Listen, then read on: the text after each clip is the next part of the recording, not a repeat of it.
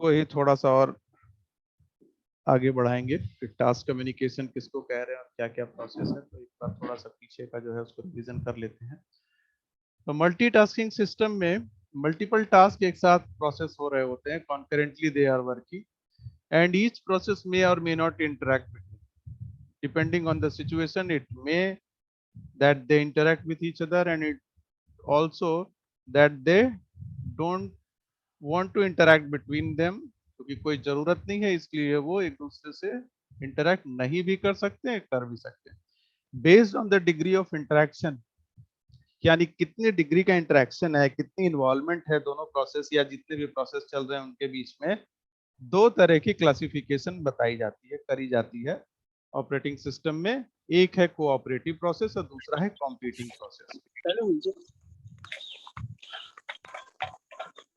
अब embedded system coding यार।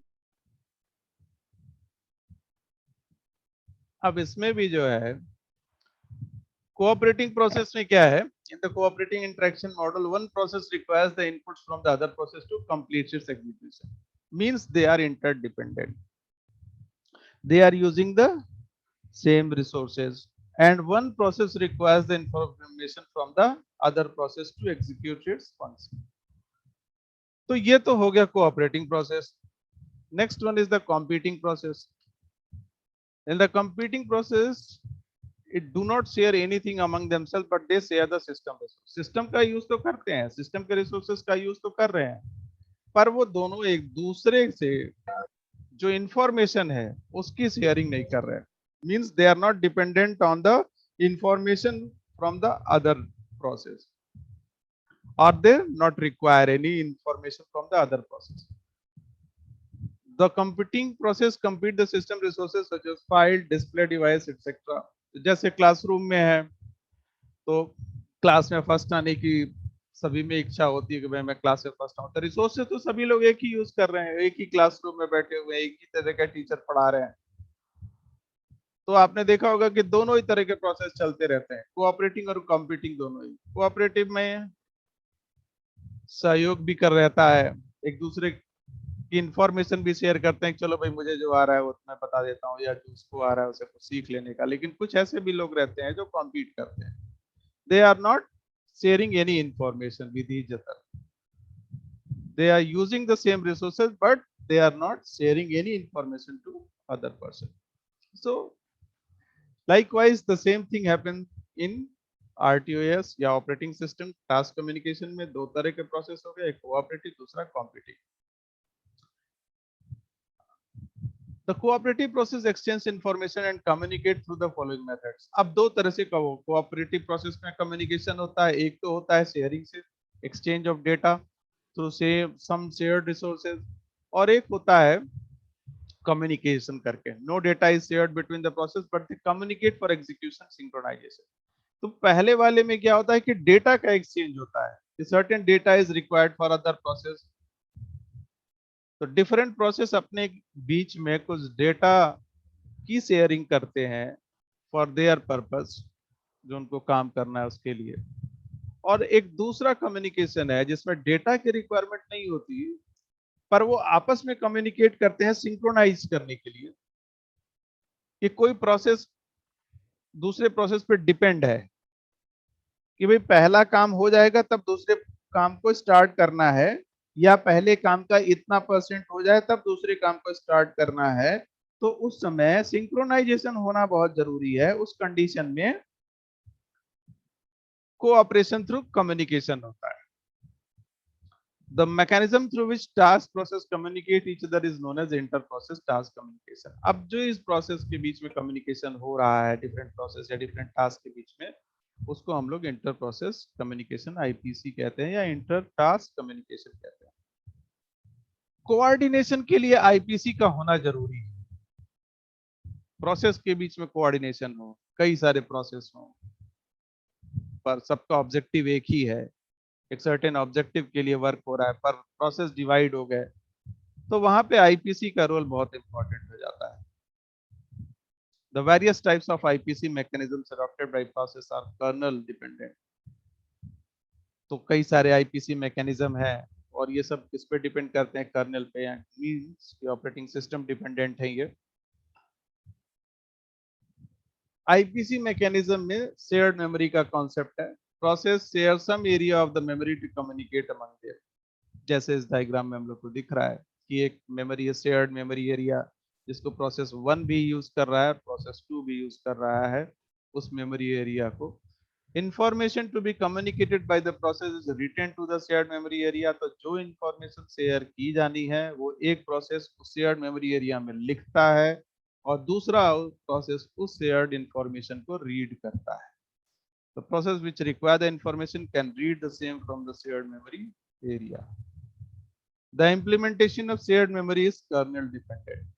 अब ये जो शेयर्ड मेमोरी का कॉन्सेप्ट है, इसको इंप्लीमेंट करने के लिए जो ऑपरेटिंग सिस्टम आप यूज कर रहे हैं, तो heart of the operating system means kernel, यहाँ पे फिर उसका रोल बहुत इंपॉर्टेंट हो जाता है। इसमें भी कई मैकेनिज्म है, different mechanisms are adopted by different kernels for implementing these. तो कुछ के बारे में हम लोग बात करेंगे, जिसमें से दो मेन है। एक तो है पाइप्स, पाइप्स के थ्रू, और दूसरा है मेमोरी मैप्ड ऑब्जेक्ट्स के थ्रू। तो पहले तो बात करेंगे ये पाइप है क्या, पाइप किसको कहते हैं, क्या रोल है इसका। तो pipe is a section of shared memory. Pipe वो सेक्शन हो गया मेमोरी का जो शेयर किया जा रहा है डिफरेंट प्रोसेस के बीच में। किस पर्पस के लिए, कम्युनिकेशन के लिए। Pipe follow the client server architecture. Client server architecture को जो फॉलो करता है, जो पाइप को बनाएगा, यानी जो उस इंफॉर्मेशन को देगा शेयर्ड मेमोरी में, then that process becomes a pipe server. A process which creates a pipe is known as pipe server. और जो प्रोसेस उस इंफॉर्मेशन को ले रहा है, then it becomes a pipe client. A pipe can be considered as a medium for information flow. तो pipe को आप ऐसे समझ लीजिए, पाइप नॉर्मली भी पाइप क्या है, पाइप जैसे मान लीजिए आप अपने घर में यूज करते हैं पाइप, तो पानी के बहाव के लिए यूज कर रहे हैं, या बहुत सारे जगह पे आज तो वायरिंग में भी पाइप यूज करते हैं। हालांकि पाइप का जो मेन मकसद है वो ये है कि flow of fluid, flow of liquid या फ्लो ऑफ एयर। तो यहाँ भी कुछ इसी तरह का, यहाँ पे फ्लूइड नहीं फ्लो कर रहा है, यहाँ पे इंफॉर्मेशन का फ्लो कर रहा है, हो रहा है। तो एक प्रोसेस है जो उस इंफॉर्मेशन को दे रहा है, दूसरा प्रोसेस है जो उस इंफॉर्मेशन को ले रहा है। A pipe can be considered as medium for information flow and has two conceptual ends. It can be unidirectional and it can be bidirectional depending on the requirement of the different process. तो यहाँ पे unidirectional में क्या होगा कि एक pipe server से pipe client की ओर इंफॉर्मेशन का फ्लो होगा। A unidirectional pipe allows the process connecting at one end of the pipe to write to the pipe and the process connected to the other end of the pipe to read the data. Unidirectional pipe में एक process pipe में लिखेगा यानी data send करेगा उस shared memory में, और दूसरा प्रोसेस उस इंफॉर्मेशन को रीड करेगा, उस डेटा को रीड करेगा अपने पर्पस के लिए। बाई डायरेक्शनल पाइप में बोथ साइड होता है। Sometimes process 1 is writing the information and process 2 is doing the reading job. Sometimes the pipe process 2 is writing the information and process 1 is reading that data. So in that case the pipe is bidirectional nature, and in the previous case it is of the unidirectional nature, where only one process is writing the information and another one is using the data for its purpose. तो ये concept unidirectional pipe पे क्या है कि flow of data one sided है, एक ही तरफ होता है, और बाई डायरेक्शनल में फ्लो ऑफ डेटा दोनों तरफ होते हैं।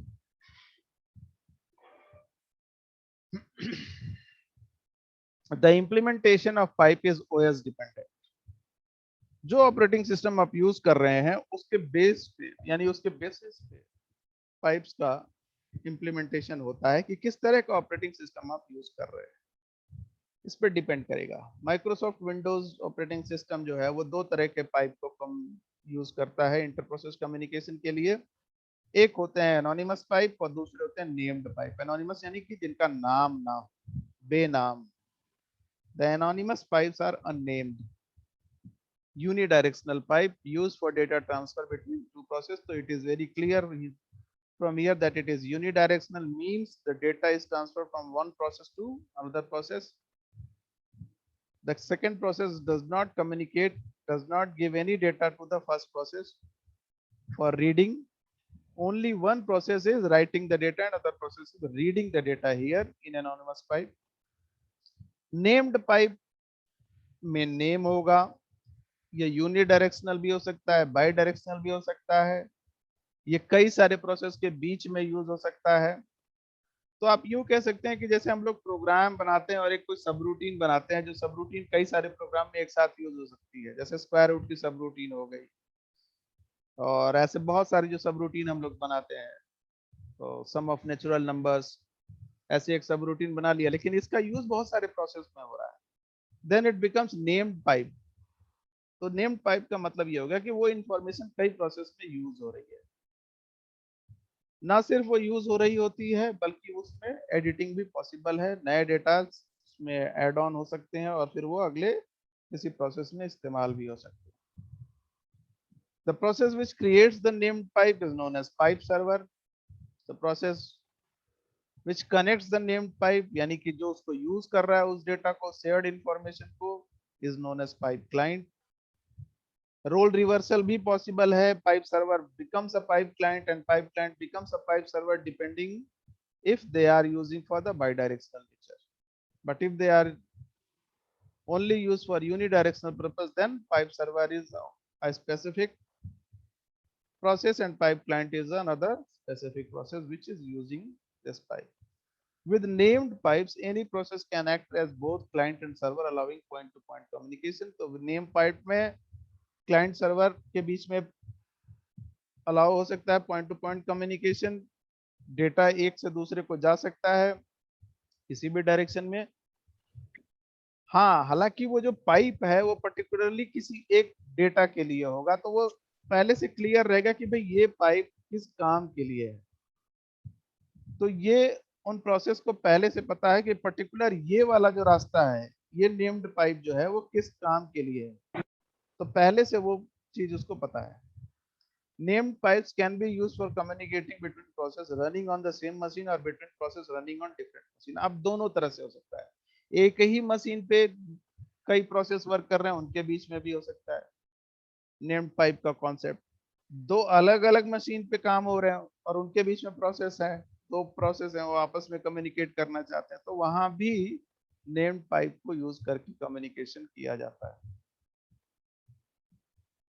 मेमोरी मैप्ड ऑब्जेक्ट्स, अब ये दूसरा कॉन्सेप्ट आ गया, पहला तो हम लोगों ने पढ़ा था पाइप और जो पाइप प्रोसेस है, second one is for IPC memory mapped object method. Memory mapped object is a shared memory technique adopted by certain real-time operating system for allocating a shared block of memory which can be accessed by multiple process simultaneously। अब memory mapped object में क्या है, certain memory का area है, उसको आपने certain data से fill कर रखा है, वो डेटा प्राइमरी जब डेटा उसको बनाया गया, देन आफ्टर एक ऑप्शन क्रिएट किया गया वहां पे कि वो डेटा एडिट भी हो सकता है डिफरेंट प्रोसेस से, और आफ्टर एडिटिंग दूसरा प्रोसेस उस डेटा को यूज भी कर सकता है अपने प्रोसेस के लिए। तो मल्टीपल प्रोसेस साइमल्टेनियसली उस शेयर्ड ब्लॉक ऑफ मेमोरी को यूज करते हैं अपने पर्पस के लिए। In this approach, a mapping object is created and physical storage for it is reserved and committed। जितना एरिया मेमोरी मैप के ऑब्जेक्ट के लिए आप दे देंगे वो फाइनल है, उससे ना घटेगा ना बढ़ेगा। Process can map the entire committed physical area or block of it for its virtual address space। आप अपने प्रोसेस के लिए कंप्लीटली उस फिजिकल एरिया जितना भी वो डेटा है उसको कॉपी कर सकते हैं, यूज कर सकते हैं अपने वर्चुअल एड्रेस स्पेस जहाँ पे आप अपने प्रोसेस का डेटा रख रखे हैं, पर्टिकुलरली जो स्पेस आप यूज कर रहे हैं वहां पे। And after doing all the work, if it is required, it is necessary to give this data to other process, then you copy that complete physical area to the mapped object so that other process can use it। या अगर ऐसी जरूरत नहीं है, आप सिर्फ उस data को यूज करना चाह रहे हैं अपने प्रोसेस में, तो आप बेसिकली उसको कॉपी कर लीजिए और वहां से कॉपी करके आप अपने प्रोसेस में उसको यूज करिए. Any process which wants to share data with other process can map the physical memory area of the mapped object to its virtual memory space and use it for sharing the data. यानी कि वही बात कर रहे हैं कि जो share data है उसको आप अपने प्रोसेस में यूज करिए, मैप करके फिजिकल मेमोरी एरिया में अपने ले आइए, वहां पर वर्चुअल मेमोरी स्पेस में उसको रखिए, उस डेटा से अपने प्रोसेस को जो यूज करना है आप करिए. आपको लगता है कि किसी और प्रोसेस को इस डेटा की जरूरत पड़ेगी आगे, तो जो आपकी नई इंफॉर्मेशन है उसको कॉपी करिए और उस स्पेस पे ले जा करके रख दीजिए. तो ये सभी प्रोसेस को पता लगता रहता है कि what is the new generated data, क्या उसकी रिक्वायरमेंट दूसरे प्रोसेस को है या नहीं है. तो ये दोनों ही मेथड पे चलता है कि आइदर एडिटिंग पॉसिबल है या एडिटिंग नहीं पॉसिबल है. ये ओएस डिसाइड करेगा कि डिफरेंट ऑपरेटिंग जो प्रोसेसेस चल रहे हैं, क्या वो उस डेटा को एडिट कर सकते हैं या सिंपली वो नॉन एडिटेबल डेटा रहेगा, रिसोर्स उसको यूज कर सकते हैं एज अ रिसोर्स, प्रोसेस जितने भी हैं. तो ये मेमोरी कॉन्सेप्ट है मेमोरी मैप्ड ऑब्जेक्ट का, जिसमें आप देख रहे होंगे दो प्रोसेस है, process one, process two. Process one ने जो शेडेड फॉर्म में जो डेटा है उसको अपने वर्चुअल मेमोरी स्पेस में कॉपी किया, उसका एक आर्बिट्री लोकेशन उनका बना हुआ है, वो उसको अपने पर्टिकुलर प्रोसेस में उस डेटा को यूज कर रहे हैं. दूसरा प्रोसेस टू भी उस डेटा को कॉपी करके अपने फिजिक जो उसका वर्चुअल स्पेस है मेमोरी का, वहां पे कॉपी करके उसको यूज कर रहा है. If it is required by the operating system that process after the completion of process one, the new data generated by the process one is required to the process two, then process one copy that data to the shared memory space, and after sharing the process two now use that data. पर ये operating system पे depend करेगा और user पे depend करेगा कि वो उसको कैसा यूज कराना चाह रहा है, वो एडिटेबल है, नॉन एडिटेबल है, क्या है. तो ये उसके ऊपर डिपेंड करेगा. मैसेज पासिंग एक अगली इंफॉर्मेशन या यूं कह लें टेक्निक है आईपीसी मैकेनिज्म की, इंटर प्रोसेस कम्युनिकेशन की. कि मैसेज पासिंग, तो message passing is an synchronous asynchronous information exchange mechanism for inter process या इंटर थ्रेड कम्युनिकेशन. यानी या तो प्रोसेस या कह लें थ्रेड कम्युनिकेशन के लिए मैसेज पासिंग जो है वो सिंक्रोनाइज इंफॉर्मेशन एक्सचेंज भी हो सकता है और असिंक्रोनस इंफॉर्मेशन एक्सचेंज भी हो सकता है, यानी कि उसको सिंक्रोनाइज करने की जरूरत नहीं. The major difference between shared memory and message passing technique is through shared memory lots of data can be shared whereas only limited amount of data passed. एक जो डिफरेंस यहाँ पे आता है कि शेयर्ड मेमोरी में आप लार्ज अमाउंट में डेटा को शेयर कर सकते हैं क्योंकि आप डिसाइड करते हैं कि कितना फिजिकल मेमोरी का स्पेस आप मेमोरी मैप में दे रहे हैं. जबकि मैसेज पासिंग में सर्टेन एक छोटा हिस्सा ही कंप्लीट डेटा का पास ऑन होता है from one process to other. तो ये अगर लार्ज मेमोरी का करना है तब तो आप मेमोरी मैपिंग प्रोसेस में जाएंगे, अगर लिमिटेड अमाउंट छोटे अमाउंट में किसी मैसेज को पास ऑन करना है तो message passing technique is good for that. Message passing is relatively fast and free from synchronization overheads compare to shared memory. जहां तक बात मेमोरी मैपिंग की है कि दो प्रोसेस एक साथ यूज कर रहे हैं तो उनका जो है सिंक्रोनाइजेशन होना बहुत जरूरी है. कौन सा प्रोसेस कब उस डेटा को रीड करेगा ये ऑपरेटिंग सिस्टम यानी कर्नेल को डिसाइड करना होता है. प्रॉपर उसकी सिंक्रोनाइजेशन होना चाहिए.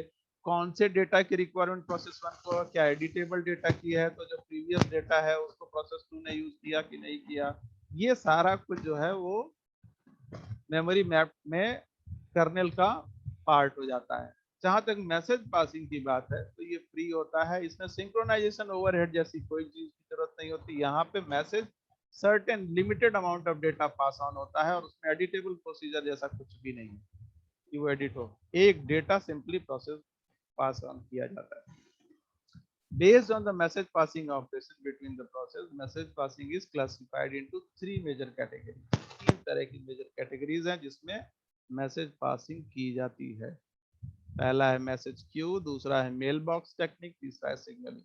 अब ये तीन अलग अलग प्रोसेस अलग अलग आरटीओएस इसको यूज करते हैं. कुछ आरटीओएस मेल बॉक्स यूज करते हैं, कुछ आरटीओ सिग्नलिंग को यूज करते हैं, कुछ ऐसे हैं जो दोनों को यूज करते हैं, कुछ मैसेज क्यू प्रोसेस को यूज करते हैं। तो ये डिपेंड करता है कि आप जो real time operating system use कर रहे हैं उसमें मैसेज पासिंग का जो तरीका अपनाया गया है वो कौन से मेथड पे है, क्यू मेथड पे है, मेल बॉक्स पे है या सिग्नलिंग पे है। Message Q, process which wants to talk to another process post the message to first in first out queue called message queue, which stores the message temporarily in a system defined memory object to pass it to the desired process. message queue में क्या है, normally जैसे Q होती है, हम लोग जैसे पढ़ चुके हैं 86 में जो क्यू होती थी, तो क्यू में क्या करते थे, वहां पे इंस्ट्रक्शंस को स्टोर करके रखते थे, जो नेक्स्ट पॉसिबल इंस्ट्रक्शन हमको एग्जीक्यूट करना होता था अगले 6, उनकी एक क्यू थी और उसको स्टोर करके रखते थे। वैसे ही यहाँ पे भी जो मैसेज हमको ट्रांसफर करना है उसको एक क्यू के में रखते हैं, और जो प्रोसीजर है वहां पे ऑपरेशन का वो है फर्स्ट इन फर्स्ट आउट, यानी कि जो पहला मैसेज आएगा वो सबसे पहले ट्रांसफर होगा। Messages are sent and received through send and receive, उसका एक फॉर्मेट है। जो सेंड, जो प्रोसेस सेंड करेगा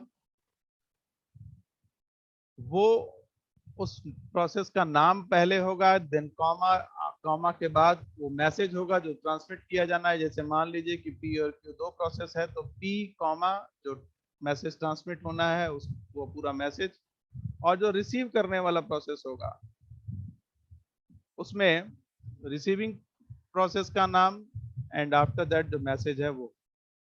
ये मेथड है जिसका डायग्राम यहाँ पे दिया हुआ है। Concept of message Q based indirect messaging for IPC. Process 1 send कर रहा है मैसेज को, तो मैसेज क्यू जो है वहां पे वो वन आफ्टर अनदर मैसेज जो है क्यूज में स्टोर करता जा रहा है। प्रोसेस 2 जब उसको रिक्वायरमेंट है तो उस मैसेज क्यू में से उस मैसेज को रिट्रीव कर रहा है। यहाँ पे इसलिए कहा कि ये अनसिंक्रोनाइज भी हो सकता है, यानी असिंक्रोनस प्रोसेस भी हो सकता है। क्यू में डेटा पहले से रखा हुआ है, जब प्रोसेस 2 को जरूरत होगी वो उसको यूज करेगा first in first out basis पे। The messages are exchanged through a message queue। अब ये बाई डायरेक्शनल भी हो सकता है। यहाँ पे तो एरो के फॉर्म से शो हो रहा है कि यूनिडायरेक्शनल है, फ्रॉम प्रोसेस 1 टू प्रोसेस 2 है, लेकिन ये चाहे तो इसको बाई डायरेक्शनल वे में भी यूज कर सकते हैं। The implementation of the message queue send receive methods are OS kernel dependent। तो ऑपरेटिंग सिस्टम जो आप यूज कर रहे हैं उसका कर्नल डिसाइड करता है कि किस तरह से उस इंफॉर्मेशन को यूज करना है, किस तरह से उस डेटा को भेजना है या रिट्रीव करना है।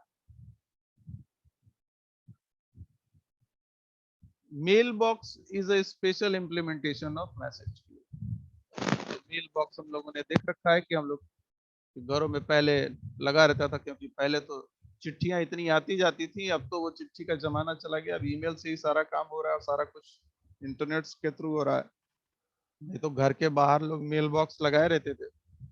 तो usually use for one way communication. किसी ने मेल ड्रॉप किया, किसी का जो है लेटर आया, तो लेटर उस मेल बॉक्स में रहता था। आप जब चाहते थे उस मेल बॉक्स को ओपन करते थे, वहां से मेल सारे इकट्ठा करते थे, लेके आते थे। सेम प्रोसेस यहाँ भी है। Single message is exchange through mail box, where as message queue can be use for exchanging multiple message. एक डिफरेंस जो दिखता है मैसेज क्यू और मेल बॉक्स में, कि मेल बॉक्स में एक समय पे एक ही मैसेज होगा, वहां कोई क्यू के जैसा कॉन्सेप्ट यहाँ पे नहीं है कि नंबर ऑफ मैसेज हो सके वहां पे। One task process creates the mailbox and other task process can subscribe to this mailbox for getting message notification। एक कोई प्रोसेस या टास्क उस मेल बॉक्स को क्रिएट करेगा, वहां पे उस मैसेज को ड्रॉप करेगा। डिफरेंट टास्क उसको पहले से सब्सक्राइब किए रहते हैं कि ठीक है हम आपके उस मैसेज को यूज करेंगे अपने प्रोसेस के लिए, लेकिन जब हमारी रिक्वायरमेंट होगी तो ठीक है। उनको ये पता तो लग जाता है कि टास्क 1 ने कोई मैसेज ड्रॉप किया है मेल बॉक्स में, पर टास्क 2, टास्क 3, टास्क 4 को जब रिक्वायरमेंट होगी वो उस ब्रॉडकास्टेड मैसेज को यूज करेंगे। तो ये जो प्रोसीजर है ये कुछ आरटीओ जैसे माइक्रो सी या OS2 इस मेल बॉक्स मैकेनिज्म को यूज करते हैं अपने इंटर प्रोसेस कम्युनिकेशन के लिए, क्योंकि यहाँ पे टास्क 1, टास्क 2, टास्क 3, टास्क 4 के बीच में एक इंटर प्रोसेस कम्युनिकेशन चल रहा है in which task 2, 3 and 4 depend on certain message या certain data which task 1 is providing through mail box. अब एक तीसरा जो कॉन्सेप्ट है वो है सिग्नलिंग का। तो signals are used for an asynchronous notification mechanism. The signal mainly used for execution synchronization of task process. तो यहाँ पे सिंक्रोनाइज करने के लिए किसी टास्क किसी प्रोसेस को ये यूज करते हैं। Signals do not carry any data are not queued. यहाँ पे कोई डेटा जैसी जरूरत नहीं है, ना ही कोई क्यू जैसी फॉर्मेशन है। यहाँ पे टोटल प्रोसीजर जो हो रहा है वो सिर्फ इस बात के लिए हो रहा है कि प्रोसेस को सिंक्रोनाइज किया जा सके। वन आफ्टर अनदर कौन से टास्क को परफॉर्म किया जाना है, सिर्फ ये इनिशिएट करने के लिए कि one task is over, now the second task is start in a process या सेवरल प्रोसेस के बीच में। तो ये जो प्रोसीजर है वो सिर्फ सिंक्रोनाइजेशन के लिए यूज होता है। डिफरेंट टास्क किसी एक ही ऑपरेटिंग सिस्टम में या रियल टाइम ऑपरेटिंग सिस्टम में यूज हो रहे हो तो उनको कराने के लिए ये प्रोसीजर यूज किया जाता है जिसको कहा गया सिग्नलिंग। तो ये जो प्रोसेस है इसको यूज करते हैं वीएक्स वर्क में। वीएक्स वर्क आरटीयूएस जो है वो ज्यादातर यूज हो रहा है अभी एम्बेडेड सिस्टम में। और एक इम्पॉर्टेंट आरटीयूएस है, अपने यहाँ तो यहाँ नहीं है, यहाँ पे है मालविया में भी वीएक्स वर्क है और नेलिट में भी है वीएक्स वर्क।